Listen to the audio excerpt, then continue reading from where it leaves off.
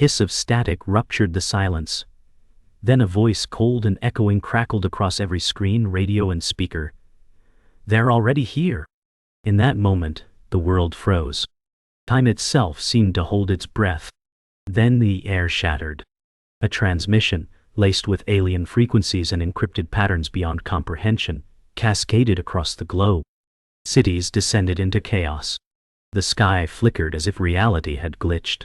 Streets filled with shouting, people stumbling from cars, phones dropping from trembling hands. Somewhere deep underground, in a dim-lit control room, the protagonist, Erin Wexler, watched monitors melt into gibberish. A message pulsed in rhythmic waves. No translation, no origin, only dread. Then it spoke again, clear and deliberate. "We've been waiting for you." Panic swelled into a storm. Across continents, governments scrambled to contain what couldn't be contained. And in the chaos, Erin felt it, not in her ears, but in her chest, like a memory buried in her DNA waking up. Erin sat alone in her apartment, the only sound a low-frequency hum she couldn't turn off. Outside, the city's pulse had shifted. No sirens, no traffic, just a heavy stillness. Her hands trembled as she played the message again. "We've been waiting for you." It wasn't meant for everyone. It was meant for her. She felt it in her marrow. Across the street, neighbors stood motionless at their windows, staring into nothing. Dogs wouldn't bark. Birds had vanished. The entire world seemed to hold its breath. Erin's screen flickered once more. This time, it wasn't the message. It was an image. A dark shape in orbit, impossible to measure, surrounded by static and shadow. The moment she saw it, she felt a pain in her skull like ice cracking. She fell to her knees, blood dripping from her nose. Something had arrived, and it wanted her to know. Somewhere above Earth, shielded from view, it drifted, a leviathan of metal and intention. Not a ship. Not exactly. A construct older than memory. Human satellites failed to detect it, but it was there, drifting like a predator in a reef. From a classified orbital telescope facility, grainy images were intercepted by Erin's contacts, blurry at first, then impossibly clear. The object wasn't just watching. It was waiting. A pattern repeated in the images, 12-pronged arms, each pointing to a different corner of Earth. It wasn't orbiting randomly. It was aligning. Erin stared in silence. Her fingers hovered above the keyboard but didn't move. The only sound in the room was her heartbeat, louder now. Whatever it was, it had always been up there. And now it had turned. Erin uploaded the footage to a secure cloud and called in a contact.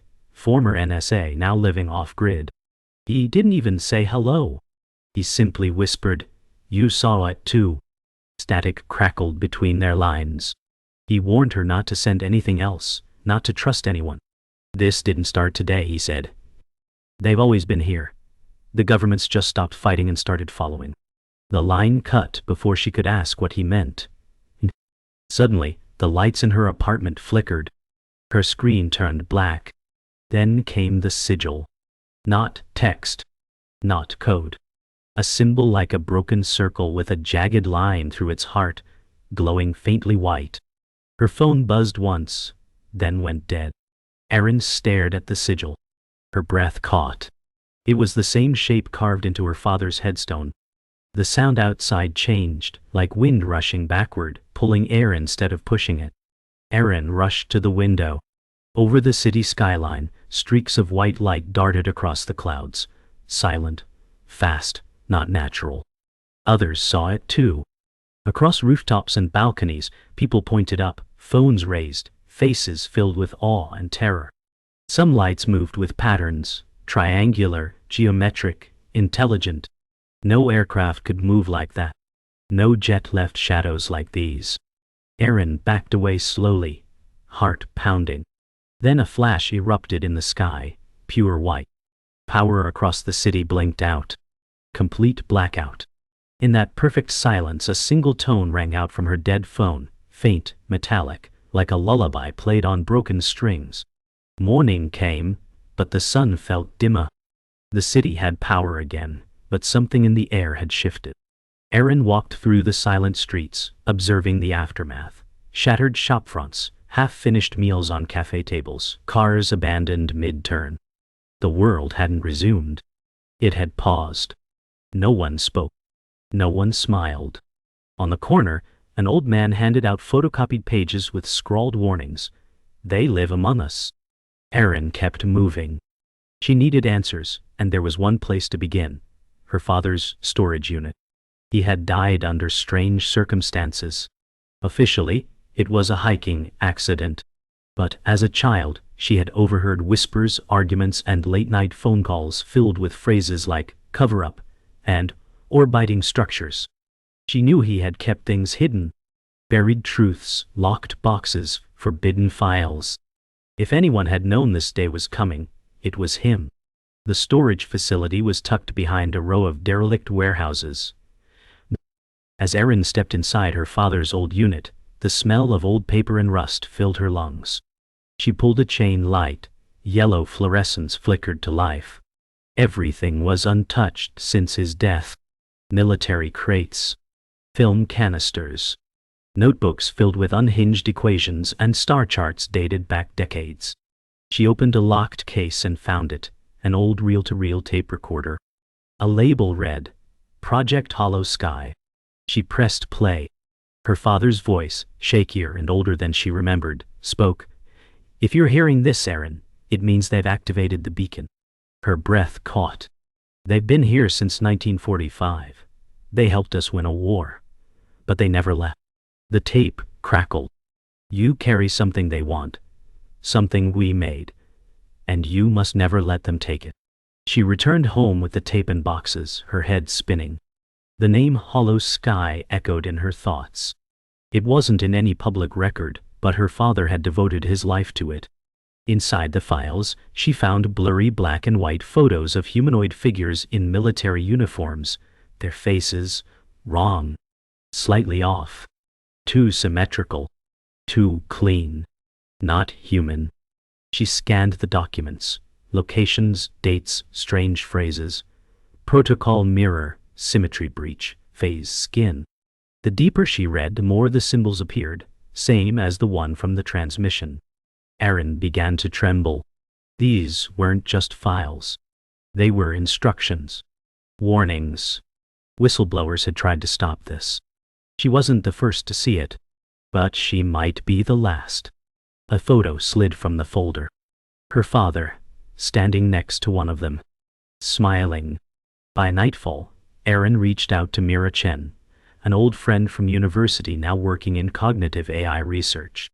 They met under a pedestrian bridge, lit by sodium lamps, both bundled in heavy coats against the chill. Erin handed Mira a copy of the files and tape. Mira's expression darkened as she scanned the pages. "These aren't fabrications," she whispered. "Some of this mirrors what DARPA flagged years ago under posthuman surveillance projects." Erin asked, "Can you help me decode it?" Mira hesitated. "I can try, but if we go down this path, there's no going back." Erin didn't blink. "I've already stepped off the edge." Mira nodded once. "Then let's fall together." Somewhere above them, a faint hum began.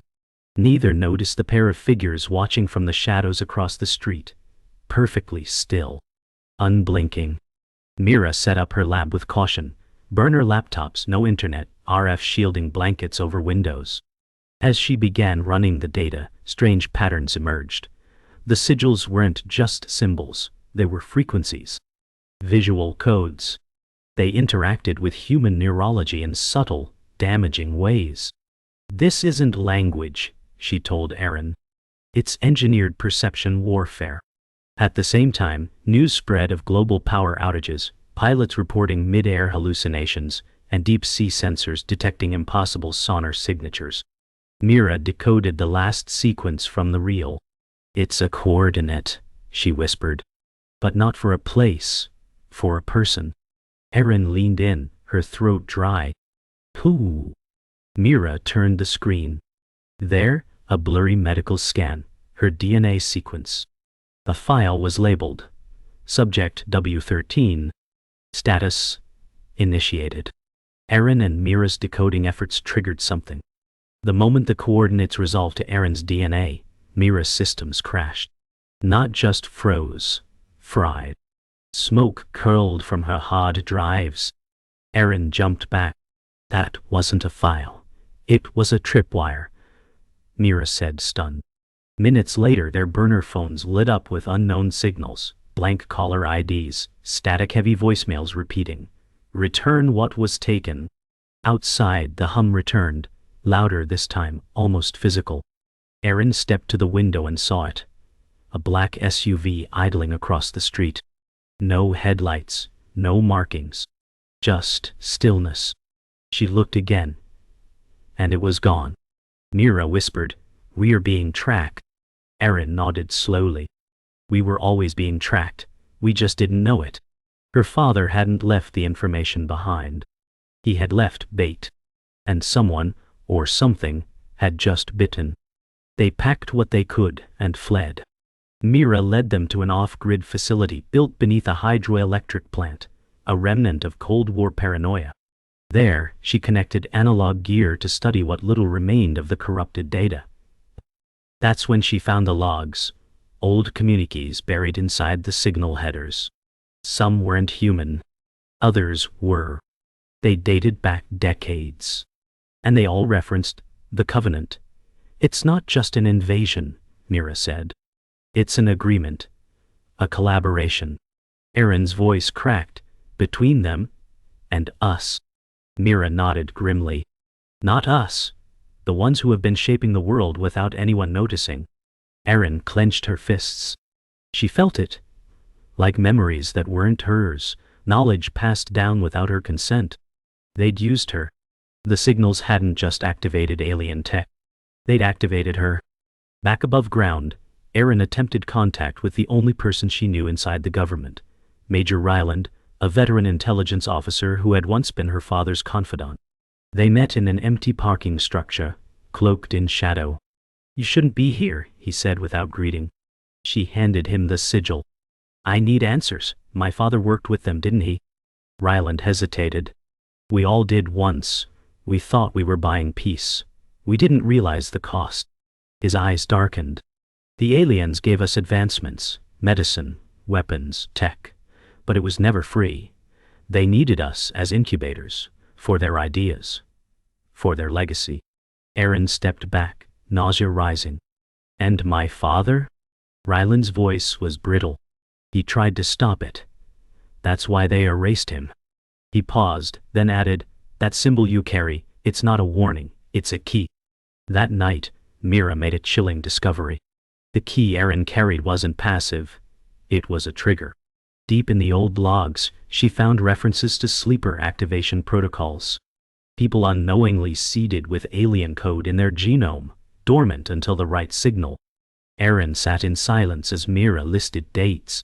One matched Erin's blood test after her father's funeral. Another matched her mother's death. "They weren't accidents," Erin whispered. "They were milestones." Mira nodded. "Each event was a calibration preparing you." Erin's entire life, her grief, her trauma, had been orchestrated to awaken what lived inside her. "What if I'm not human?" she asked. Mira answered softly, "You are. But part of you was engineered, and they're coming to claim it." In the distance, the night sky shimmered again, stars pulsing in unnatural rhythm. It came from within. As Erin sat beneath the hum of old circuits, she felt it. Something shifting under her skin. Not pain. Recognition. A memory not hers unfolded in her mind. A chamber of light. Voices without mouths. Stars rearranged into maps. She staggered to her feet. Her heartbeat no longer matched her pulse. "Mira," she gasped. "They're inside." Mira scanned her with an old neural sensor. The screen lit up. Foreign structures embedded in her brain's pathways. Dormant no longer. Suddenly, Mira's radio cracked alive. Subject W13 identified. Extraction protocol commencing. Erin's breath caught. "How did they find us?" Mira's voice was stone. "They never lost you." Outside, the water turbines groaned, then stopped. Lights went red. A low drone filled the air. Something had arrived, and it was coming down. The backup generators kicked in, flooding the control room with a pulsing red hue. Alarms howled like distant wolves. Erin and Mira ran through corridors, walls vibrating with an approaching force. "They're breaching," Mira shouted over the din. "Not physically. They're distorting the space around us." They reached the old vault at the lowest level, once a Cold War relic, now their only shield. Inside were analog relics, signal blockers, manual weapons, and one item locked in a crate labeled Project Umbra. Erin's hand trembled as she opened it, revealing a crystalline shard humming faintly in sync with her pulse. "That's alien tech," Mira whispered. "Your father stole it, or saved it." The hum intensified. Erin's skin glowed where she touched it. "It's resonating with me," she said. Mira stepped back. "No, it's waking you up." Elsewhere, the truth began to unravel. Across the globe, scattered factions activated, hidden cells of resistance and insiders who had known about the Covenant but stayed silent. In a remote facility beneath Icelandic ice, a transmission was intercepted, not alien, but human, confirming that global power shifts had been in motion for decades. Some governments hadn't just cooperated with the visitors, they had become indistinguishable from them. Spliced. Whoa. Modified. "They're not invading," Mira said. "They've already merged, quietly, over time." Erin watched the decrypted footage, parades, elections, policy meetings, all subtly featuring the same blank-eyed figures. She gasped. "They didn't hide. We just stopped looking." The alien presence wasn't above or beyond. It had been walking beside them all along. Mira connected the shard to the analog uplink system. The moment she did, the air around them shifted like gravity hiccup. Screens turned to static, then cleared to show stars moving unnaturally, forming symbols, coordinates, timelines. A map not of space, but of genetic memory. "They're mapping your bloodline," Mira whispered. As they zoomed in, images sharpened. Erin's mother, pregnant, being escorted through a military compound. Erin's birth, in a chamber far from any hospital. "This wasn't a family," Erin muttered. "It was a breeding program." Records flooded in. Subject codes. Controlled environments. Psychological conditioning. All tied to Erin's life. Mira leaned back stunned. "You're not just part of the system. You are the system's fulcrum." Erin clenched her fists, fury rising. "Then I'm flipping it." News broadcasts began to change. Glitches in major networks, rapid cuts to static or corrupted signals mid-broadcast. Then came the message, embedded in commercial frequencies. A voice both familiar and alien saying, "Integration is peace. Integration is necessary." In hidden channels, resistance groups called it the unveiling. Riots broke out in cities as people saw side-by-side comparisons of their leaders from a decade ago and today, subtle changes, two symmetrical features, two perfect skin. Erin watched it all from the vault, pulse racing. "They're forcing the world to accept it," she said. Mira replied, "No, they're forcing it to submit." Erin stared at her reflection in the monitor. For the first time she didn't recognize the face looking back. Part her. Part something else. "We don't get to hide anymore." With Mira's help, Erin constructed a signal disruptor. Something her father had designed but never finished. "This could break the link," Mira said, adjusting wires. "Or kill you." Erin smirked. "Maybe both." Outside, drones swarmed. Triangular crafts emitting low-frequency pulses, scanning, searching. They didn't have much time. Erin placed the shard into the core of the device. It pulsed, sensing with her heartbeat. Her skin shimmered, her eyes flickered like dying stars. "You don't have to do this alone," Mira said. Erin shook her head. "I was made for this." The generator sparked alive. Across every screen in the world, A single image replaced all broadcasts, Erin's face, illuminated in alien light. "You were lied to." Her voice echoed across frequencies. "But I'm not here to enslave you. I'm here to wake you up." The broadcast shattered the veil. Across the world, people stopped. Erin's voice broke through the static of years, of lies. In homes, bunkers, palaces, everywhere, humans and the others watched. But within seconds of transmission, the Covenant struck back. Satellites began falling. Communication hubs burned. "They're cutting the world off," Mira said. Erin turned from the screens, defiant. "Then we bring the fight to them." Hidden within her father's notes was a location, Vault Orion, buried beneath a decommissioned launch complex in Kazakhstan. It was built before Erin was born, before she was even conceived. He built a failsafe, she realized. A weapon, a revelation, or both. She packed the shard, the disruptor core, and the hard drive with the genome map at Dai. "No more shadows," Erin said.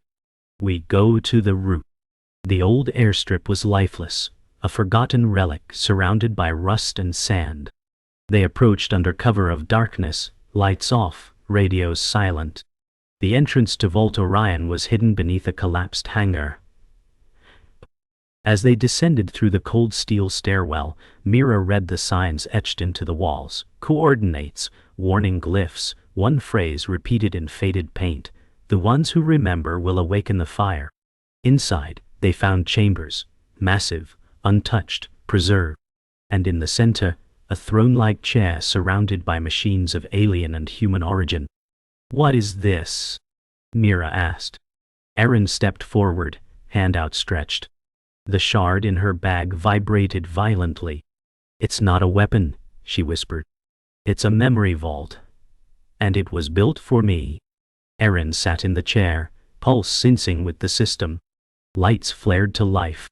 Projections filled the air, echoes of history never taught. Earth, long ago, had been a proving ground, a neutral territory in a galactic war between consciousnesses. The Covenant weren't just visitors. They were the victors. They rewrote reality, seeded bloodlines, erased timelines. Humanity was their vessel. Erin's blood carried fragments of those forbidden memories. Her lineage had once defied them. Her father hadn't just studied them. He had betrayed them. That betrayal, passed through Erin, was the last anomaly in the system. "You weren't meant to exist," the system spoke. "And yet you do. You are the breach." A surge of light shot through her chest. Not pain. Activation. Memory. Power. Pow. The truth was alive, and it was her. Mira watched in awe as the entire facility began to respond to Erin. Doors unlocked. Consoles reactivated. And then a deeper voice echoed, calmer, colder, Covenant control compromised, executing purge. Red lights strobed as containment protocols activated. "They're going to destroy the site," Mira shouted. Erin rose from the chair, her veins glowing with residual energy. "Let them try." Alarms screamed as drones descended from vents, sleek, silent, surgical. Erin reached into the air, the shard now levitating, reacting. A shockwave pulsed outward, tech fried, drones dropped mid-flight. "I can feel them," she whispered. "Every part of the network. They're trying to overwrite me." Mira stepped beside her. "Then overwrite them." Erin's eyes flared white. "It's time they remembered what we are."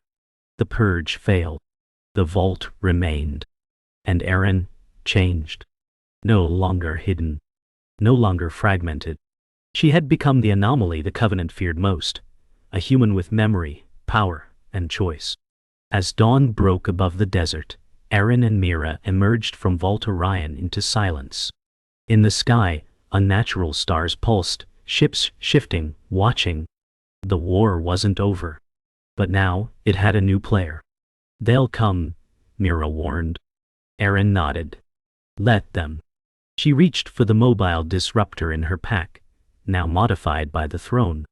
"We show them what we really are." Her voice carried not just anger, but legacy. A war cry passed down in blood.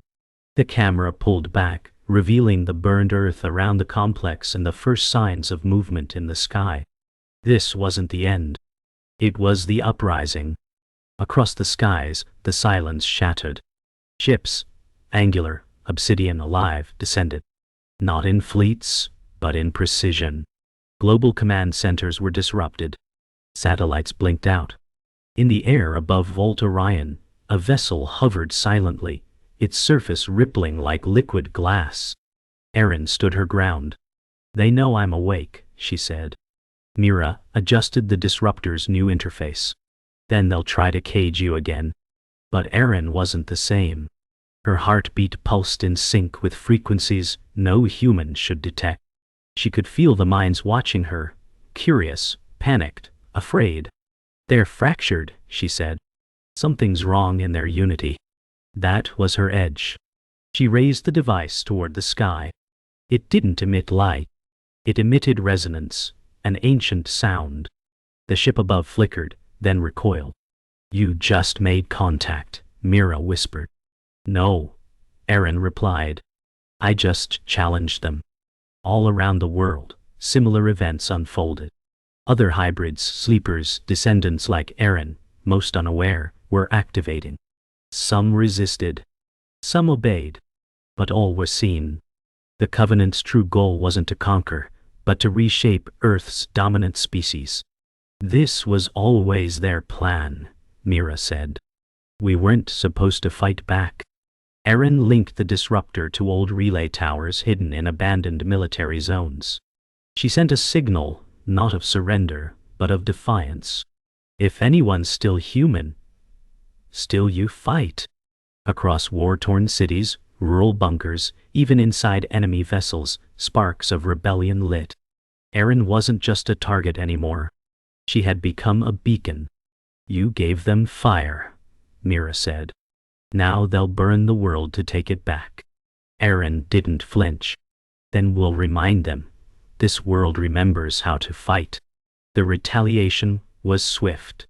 From low orbit, a weapon deployed, not fire, but frequency. Cities lost their minds. Crowds collapsed into screams. Children cried in tones no human throat should produce. Mira collapsed, nose bleeding. "They're broadcasting neural disruption," she gasped. "They're trying to rewrite us in real time." Erin steadied her. "It doesn't affect me." She realized why. She wasn't just immune. She was compatible. But she had a choice. She could fight as something more, or fall back into the human she used to be. She looked at the shard, then at Mira. "If I connect directly, I'll lose who I am." Mira nodded through the pain. "Then, make them feel who you are." Erin connected the shard to her spine. The world slowed. The pain stopped. She rose, half human, half something else, and whispered, "Let's end this." Within moments of connection, Erin no longer saw the world as it was. She saw the code of it, frequencies, patterns, consciousness itself layered like a puzzle. The Covenant operated on certainty. Erin moved in chaos. She launched herself into their systems like a virus, rewriting, corrupting, unraveling.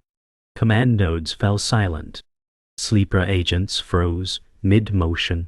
"Chao!" The orbiting ship faltered, then began to descend, sparks trailing from its hull. "You're breaking their architecture," Mira said. Erin's body hovered inches above ground, radiant, eyes glowing with white flame. But she was burning inside. "Can't hold it," she whispered. "They built me as a lock. I'm forcing myself open." Mira reached toward her. "Then open wide. Let it all through." Erin screamed, not in pain but in release.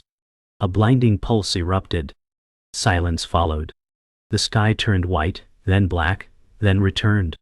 The ship was gone. Its data severed. Around the world, silence. The frequency weapon ended.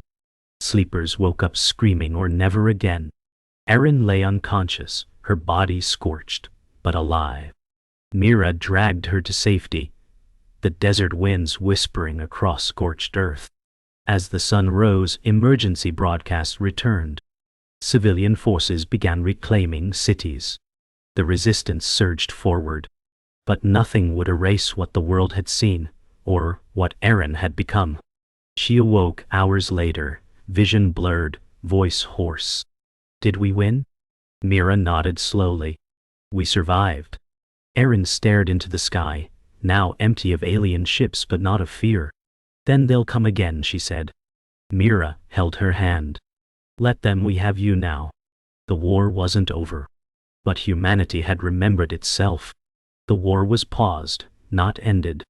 Skies once black with ships were empty now, but the damage remained. Cities smoldered. Governments fractured. The media, now unsuppressed, called it the revelation. Scientists scrambled to understand how Erin, a human anomaly, had shut down a galactic network.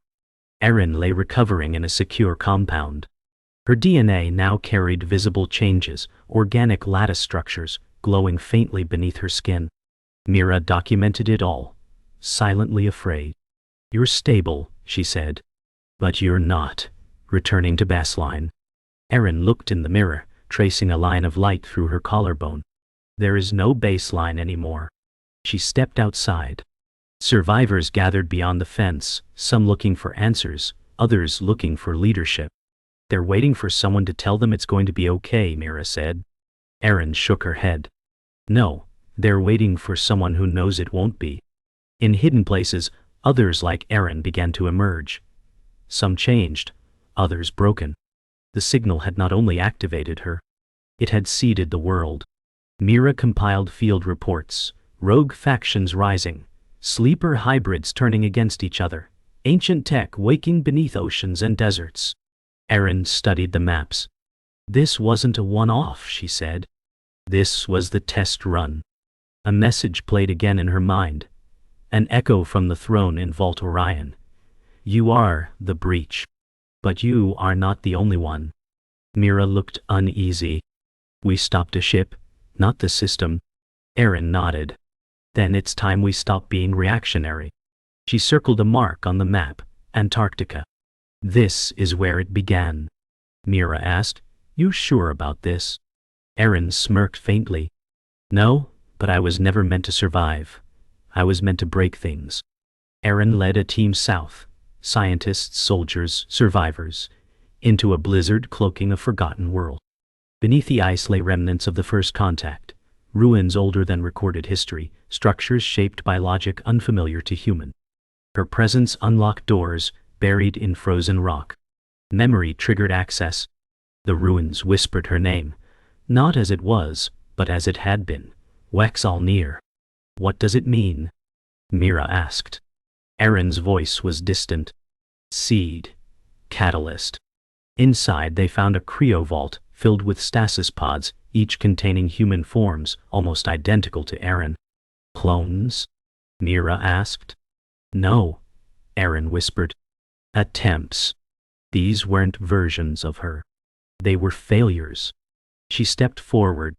One pod blinked active. They were trying to build me, long before I was ever born. From within the central chamber, a new broadcast emerged, not from Earth. It was a warning. A distorted voice, layered with mechanical echo. Containment breach detected. Prime anomaly awakened. Initiate fallback timeline. Mira stared at the screen. They're not retreating. They're resetting. The alien system hadn't been defeated. It had protocols.